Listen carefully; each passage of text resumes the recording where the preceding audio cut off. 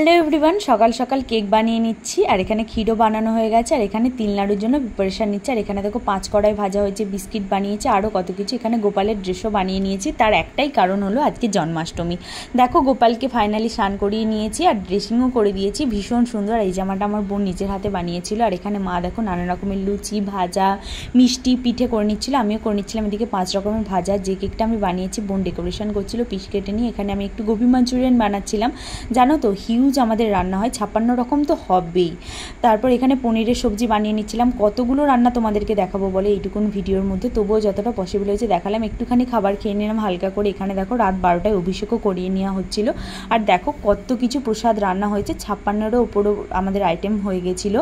আর রাতে যেহেতু খাবো না, এগুলো সকালবেলায় সেই প্রসাদগুলো সবাইকে দিয়ে ফাইনালি আমি কিছু কিছু নিয়ে বসে গেছি। আর সত্যিই ভগবান গ্রহণ করলে সেই প্রসাদের স্বাদ সত্যিই আলাদাই হয়ে যায়। ভিডিওটা ভালো লাগলে সাবস্ক্রাইব করে দিও। রাধে রাধে।